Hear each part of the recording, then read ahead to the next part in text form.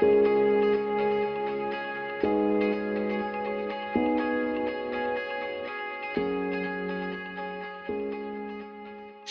folks, I'm Jack Kennedy and welcome to a new episode of Farm Tech Talk. At the outset, I want to acknowledge the support of Ornua, FBD, MSD, Animal Health and Board BIA in making this outside broadcast happen. Our intention is just to have a chat about some of the big stories that happened this week as described through the pages of the Farmers Journal. So for this discussion, I'm going to be joined in a few minutes by Justin McCarthy and Head of Strategy at Ornua, Colin Kelly. But first, I'm going to be joined by Quinn Mulligan and Stephen Robb. Hannah, maybe if I come to you first, I see you're going to go dosing everybody with ivermectin to cure this COVID. What's the story there? Yeah, I wouldn't put it past me. I'd be well able to do it. There's an interesting story, I suppose, from the University of Monash, which is in Australia. So they have conducted a study with ivermectin, basically saying that it could potentially cure or get rid of the coronavirus. But it's important to stress that this is only in a laboratory setting. So it's where the virus doesn't have access to oxygen, which is key for it. So they're hoping to roll it out and to conduct some human trials on it. Whether it actually works or not long term remains to be seen. And we all know about ivermectin and stench and antimicrobial resistance issues anyway. So but it is interesting, and it's not the only thing that's been floated out there. There's also been floated out there that the TB vaccine or the BCG vaccine, which is used on badgers and on humans, could also potentially be a cure for the coronavirus. So there's a few things floating out there that scientists are trying. Okay, on more mundane matters, farm loans, I see there's a new pot of money available for farmers to get their hands on. You're saying money's more exciting than vaccinating badgers? Is that what you're saying? No, it's more real and practical, that's all. It's a dairy farmer in you. Yeah, no, it is. It's an interesting one. So the Future Growth Loan Scheme, I suppose low-cost loans, farmers would think of them as, it's welcome news because the farmer portion of the loan scheme had been exhausted. So what was announced just yesterday by Minister Heather Humphreys is that it's going to see a €200 million increase in the loan scheme. Now, it's important to stress, we don't know how much of that is going to be designated just for farmers. So previously, like I said, the loan scheme was exhausted and the average drawdown amount was about €122,000. But it is really welcome because farmers will again have access to some money. We don't know how much, but some money, and they can draw down from as little as 50,000 to potentially €3 million. So that could help a lot of people on the ground. But just to say as well, it's only for capital investments, so it's not for stock or anything like that. Is there security required for that, and what's the interest rate like? Yeah, so it's unsecured from 50,000 up to 500,000 is unsecured, and anything above that would have to be secured. And then as well, the interest rates, the highest the interest rates can go is 4.5%. And the more money you borrow, the lower your interest rate. So if you borrow anything over 250 grand, your interest rate will be capped at a maximum of about 3.5%.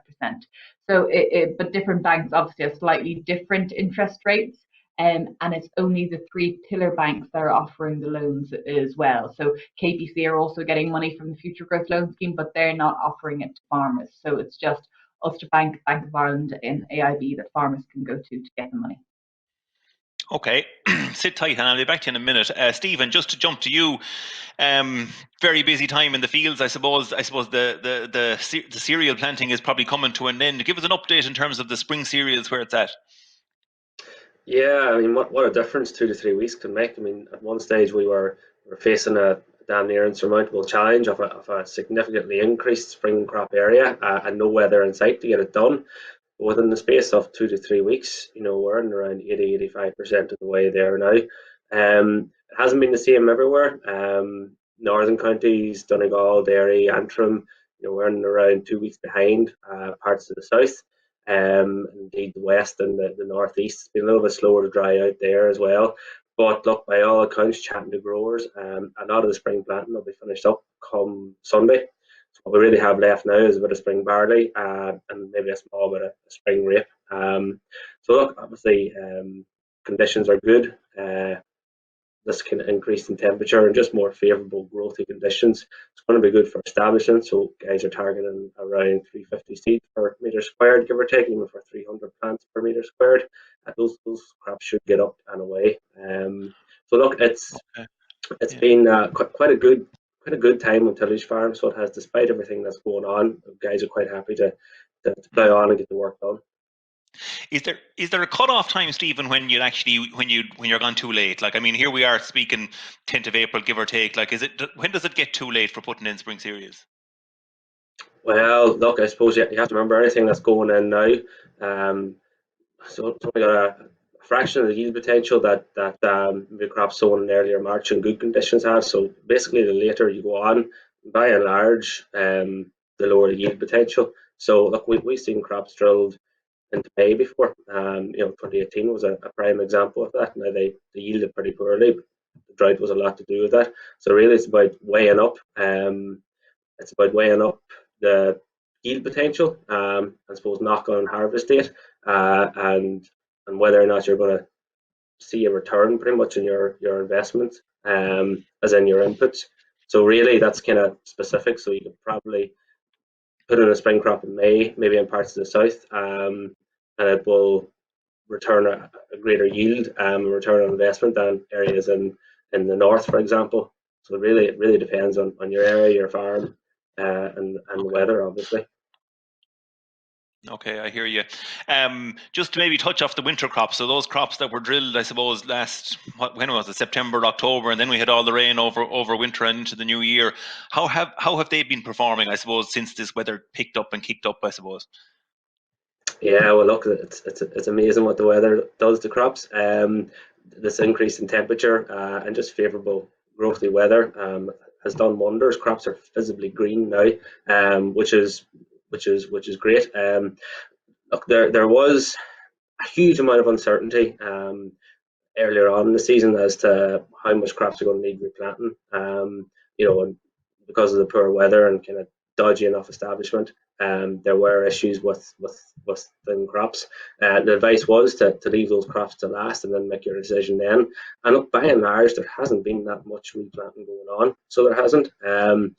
Yes, there's some done, there's some going on at the moment, but farmers have gone out and assessed their crops and find that there is viable plant population there to justify continuing the inputs. And I think the big point of this year is that farmers have reacted to the condition of their crops, we'll say, and are tailoring inputs according to their crops, and according to their crop yield potential. So that might mean dialing back nitrogen a little bit on a crop of winter wheat that you know is only going to maybe hit 4 tons an acre. In a good year, you might be hitting 5 ton plus. So there's plenty of that going on. I think April is going to be a particularly crucial month for winter crops this year, just because kind of been nursed all along, so they have, and now that we're into a bit of growth, they're just going to explode. So they are. So guys really need to be on top of their agronomy and management. At this stage, in a lot of the winter cereals, the main split of nitrogen has gone out for winter rape, for example. Nitrogen is finished in some cases, and the crop has gone into flowering. Good warm growthy conditions means that guys are going out with PGRs with much reduced risk of causing damage to a stressed crop because the crop is grown and alive. And look, before we know it, we're into T1 times for winter wheat and winter barley. Look, I don't think there's many guys going out with a T0 this year on winter wheat, just because the potential isn't really there. So it's not. So look, it's going to be a busy month. There's a lot done in terms of spring planting. Now there's a lot to do in terms of maintaining the crops that you have in your winter crops, and I suppose driving on yield potential as much as you can. Okay, I hear you. I'll come back to you for a question on markets in a minute, but Hannah, maybe just to switch back into you. I mean, Stephen has talked about all the field work that's going on, and there's a lot of tractors, there's a lot of moving parts. We had a tragic story in the Farmers Journal this week in terms of farm safety, farm death. I suppose, give us an update in terms of what happened there, and I suppose, what farmers need to look out for.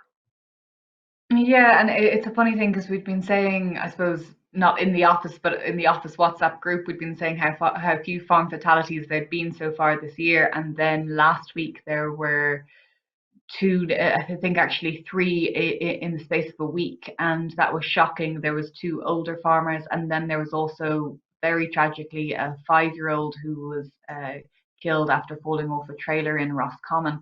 And I suppose, like Stephen touched upon, while the world seems to be melting down outside, inside the farmyard it's as busy as ever, and we're still working really, really hard. So, the Chief Inspector of the Health and Safety Authority, Pat Griffin, has said to remind everyone, farm families, to sit down and say, the farmyard isn't a playground, and we'll all have had happy memories of kind of growing up on the farm and jumping from hay bales and that kind of thing, but supervision and timing that so it doesn't coincide with farm work or farm activity is really crucial, because what we don't want to see any more farm fatalities at all. And I suppose to touch upon something that was mentioned in the dealer this week as well, we can feel like we're in our own little bubbles working away on the farm, but when we do go outside, to make sure that we still maintain those social distancing elements that's there. So there's the on-farm safety element of what's going on, and also there's the off-farm safety element of what's going on, because if a farmer falls sick, the backup plans and the potential to get someone in there to help, everyone knows it's hard to get replacements in a good time, and this could potentially be a bad time. So just to make sure they take care of their own health as well off farm. Yeah, no, very, very true and very real. And I suppose the fact that we're in a different world with so many kind of more young people around the farm at this time of the year, when particularly, they potentially could have been in school or college, etc. So there is more people, and the increased risk of accidents is real. Stephen, just to come back to you to finish up, in terms of markets, we've seen huge changes in dairy and beef markets. Where have grain markets gone in the last couple of weeks, or where do you think they're going to go in the next week or two? Yeah, so I suppose it's something we've been tracking kind of from the early days, because I think the impacts of the coronavirus has been impacted in sentiment in grain markets for a lot longer potentially than some of the other ag commodity markets. And a lot of that was to do with logistics, and the impacts on whether it be ports or freight or road transport. I suppose just on that, on logistics, before I come back to grain markets, it's worth probably touching and giving credit where credit's deserved to our ag business and our agri merchants industry for ensuring the continuity of supply of inputs to tillage farms, and that goes for the same for our logistics industry. We haven't really seen that much of a disruption to supply of seed for ag chem, whatever, and it's a huge credit to them. But going back to grain markets for a second, yes. So look, there has been huge disruption in terms of logistics, but I suppose really with the deepening crisis in the US, we're really beginning to see certain individual markets taking a hit, and that would be the biggest one would be maize. What we're seeing is a collapse in bioethanol production just because of lower demand. You couple that along with a lower crude oil price and, of course, lower feed demand, then what you're finding is a market that's under significant stress. Now look at the wheat, international wheat markets, particularly milling wheat. Andy Doyle's reported this week in our own market report that wheat's primarily backed up and strengthened by milling wheat, and that comes down to increased demand for milling products at a retail level, whether it be increased flour demand and whatnot. So could we potentially see a large differentiation between international maize and international wheat markets opening up? It's possible, so it is, but it's probably just a bit too early to say. In terms of Irish prices, look, we do have a good indication of where things are going. So Glanbia earlier on this week came out with a couple of harvest prices. I think it was 159 for green wheat and 140 for green barley. So that definitely gives us an indication of where it's going. Maybe it might just be worth touching on malt and barley as well, because this week we kind of got a clear indication of how things are going to work. So we're essentially going to follow the same pricing structure as 2019, in that any portion of a grower's contract which hasn't been forward sold, it's going to be based off the FOB Creel malt and barley index market. And I think last week around 168 or so per ton, and that's a market that's under pressure as well. So it is, due to the decrease in alcohol sales and drinks industry. So the average price is going to be taken now every week from this week until September, and it's going to be collated into an average price. So it'll be very interesting to watch what's happening on that market, because if restrictions are lifted and if we do see a surge in alcohol sales, for example, that might just be reflected in malt and barley prices. But for now, the pressure does seem to be downward.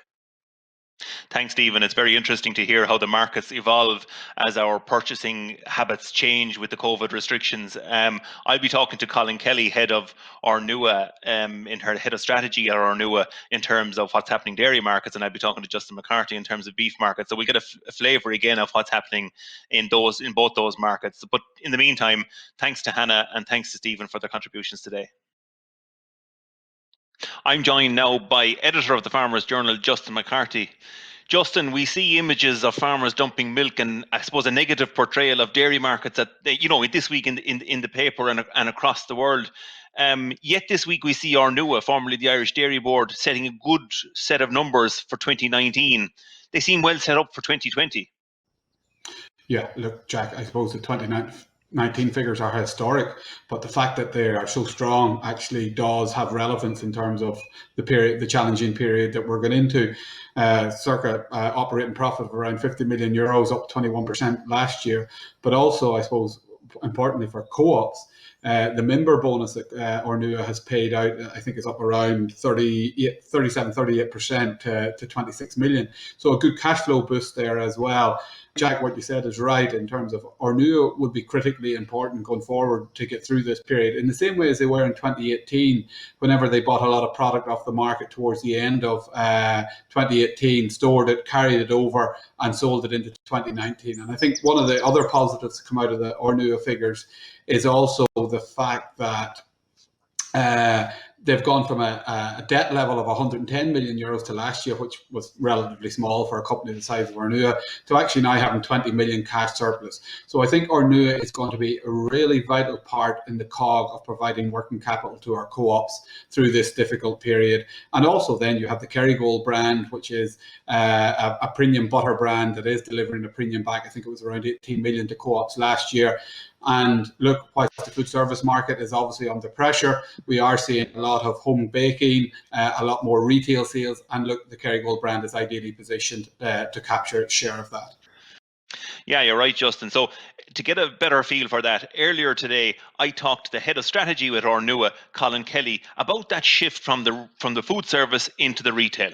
Here's what he had to say.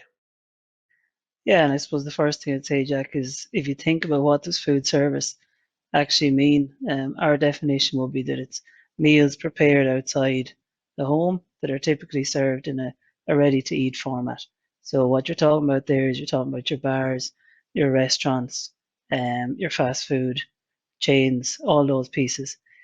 The retail side then is anything that you're buying in a store, which I guess is not ready to eat in its current format. So when we look at the split of retail and food service, and I talk maybe about Europe and then a little bit about the US. So the split in Europe is about 60% retail, 40% food service. So what you've seen over the last number of months here, and we see it very much in Ireland, is that food service sector, which accounts for 40%, has pretty much ground to a halt. If you think about the restaurants in your local towns or villages or whatever it might be, if they're open today, they're doing takeaways and just doing a significantly reduced element of business, which means that their demand from a food perspective is low, and certainly their demand from a dairy perspective is low. On the flip side, if we think about the way we're all shopping, we're buying more food in the retailers, in the supermarkets, and ultimately preparing our meals at home. So the figures that we have on that, Jack, would be that the 60% retail, we're essentially seeing a bounce of about 40% initially. So a lot of that was from a panic buying perspective. We expect that to settle in the 15 to 20% range. And I suppose we're taking a guide from some of the countries. They're a little bit further ahead of us on the curve from a COVID-19 perspective. And they're the numbers that you've seen in mainland Europe in terms of retail buying probably plateauing at the 15 to 20%. The food service side then, which accounts for 40% of the business, that's essentially dropped by 80%. So what you're seeing is the 60% retail is up by 40%, giving the market a 24% boost. But if you look on the other side, you're seeing a 32% reduction in that 80% of the 40% is no longer there. Justin, it's interesting, the shift we have seen in dairy markets, something similar has happened in beef markets.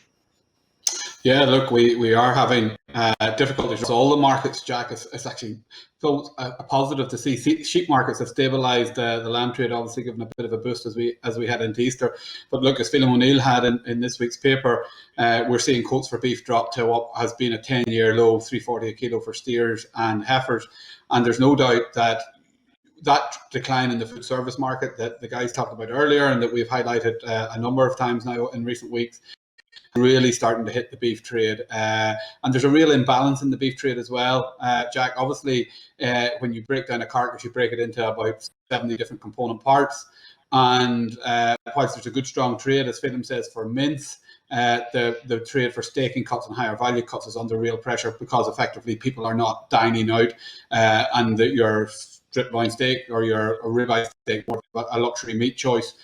So that is a real problem, and I suppose there is pressure and people and increased pressure coming on retailers to actually help start to promote those type of steaks and whatnot, and in terms of to try and shift demand for them. But it's a very difficult place. And look, in all of this, Jack, as we have on the front page of this week's paper, is that look, pressure is coming on, and we've been saying this on these Tech Talks now for 3-4 weeks. Europe is going to have to step in here, because the longer we allow this market condition and these difficult markets continue, the longer the legacy period is going to be, the more disruption there's going to take. Taking innovative, quick steps now, whether it be at national level in the form of Minister Creed, or be at EU level in terms of Agricultural Commissioner, we need to take those measures now to actually ensure that when we get through this period, and we will get through this period, and you can already see China starting to come back into the market after the difficulties that they've faced in the face of coronavirus. We need to make sure that we take the short steps now, that we do not create a legacy that's going to hang over our markets for the next 10 or 12 months. Okay, thanks, Justin. Just moving on from that, the second big question I asked Colin Kelly from Ornua today was, exactly, I suppose, what Ornua can do for Irish dairy farmers, and what's his outlook for dairy markets for the next 2 or 3 months. Let's hear what he said.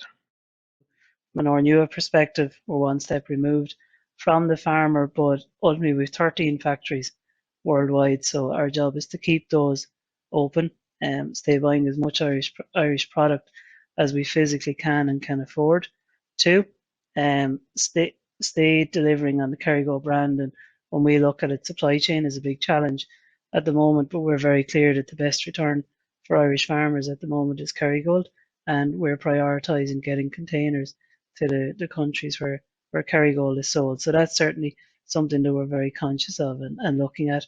If we look at a longer term perspective, you would probably say that we're in for a tough Q2 and probably start of Q3. You'd hope that things can get back to some level of normality from the end of Q3 into Q4, and we'll start to recover. So, Justin, we've heard from Colin that there are negatives in the market, but there are also some positives. In your editorial this week, you talk about the co-ops buffering milk price. What were you getting at there? Well, I suppose, Jack, Jack, as you mentioned in your intro, the scenes of farmers dumping milk is very emotional, and it does spook markets and it spooks farmers very quickly. But I think we all know that the Irish market is very different to a lot of where the milk is consumed in both the UK and the US, where they're dumping milk. It's a fresh milk market, which is very close to the consumer and obviously has been very directly hit by the decline in the food service sector. Ireland, we process a lot of our dairy products into longer life commodities, and therefore there's a lag phase to that immediacy.